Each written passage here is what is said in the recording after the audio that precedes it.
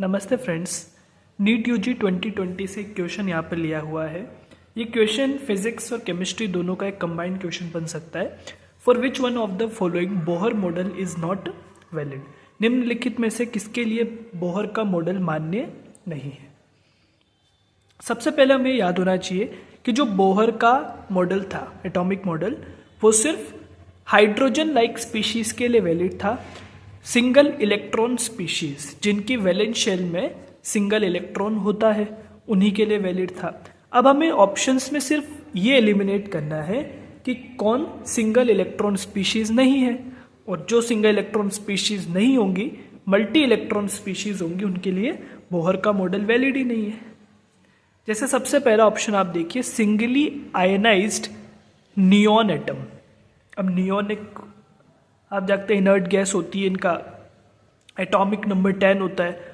तो सिंपल सी बात समझ में आ रही, is a multi electron species. इसकी आप देखिए आउटर मोस्ट शेल में इसकी वैलेंस अगर हम कॉन्फ़िगरेशन लिखें तो क्या होती है, 1s2 2s2 2p6।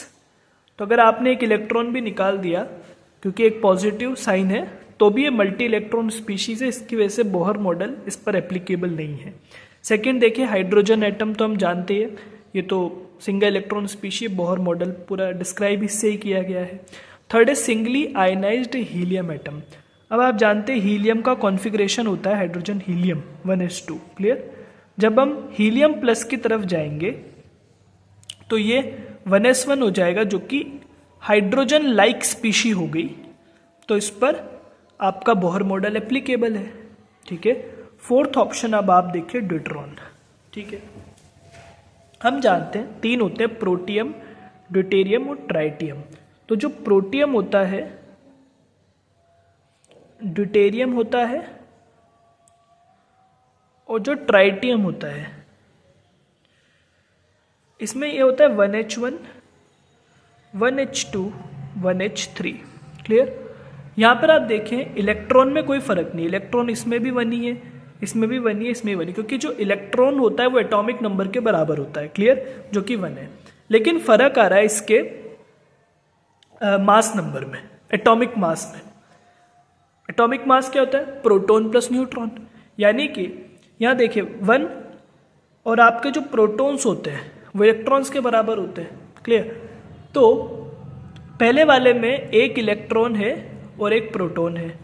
ड्यूटेरियम में देखें एक इलेक्ट्रॉन तो ऐसे ही, यहां पर एक प्रोटॉन के साथ एक न्यूट्रॉन आ गया 2 मास नंबर में। लेकिन ट्राइटियम में क्या हुआ, क्योंकि प्रोटॉन तो इलेक्ट्रॉन के बराबर होंगे एक ही, लेकिन यहाँ 2 न्यूट्रॉन हो गया। तो हमें इतना नहीं जाना, हमें सिर्फ ये पता चला अभी कि यहाँ पर सिंगल इलेक्ट्रॉन ही है, क्योंकि एटॉमिक मास इनका बढ़ रहा है, लेकिन जो एटॉमिक नंबर है वो तो 1 ही है, जो सिग्निफाई कर रहा है कि यहाँ पर इलेक्ट्रॉन तो 1 ही है। तो इसमें भी सिंगल इलेक्ट्रॉन स्पीशी है, ये भी सिंगल इलेक्ट्रॉन स्पीशी, ये भी सिंगल इलेक्ट्रॉन स्पीशी है। तो यहाँ मल्टी इलेक्ट्रॉन स्पीशी हमें ऑप्शन नंबर 1 में दिखाई दे रही है, सिंगली आयनाइज्ड नियॉन एटम। तो इस पर बोहर का मॉडल एप्लीकेबल नहीं होगा। Thank you.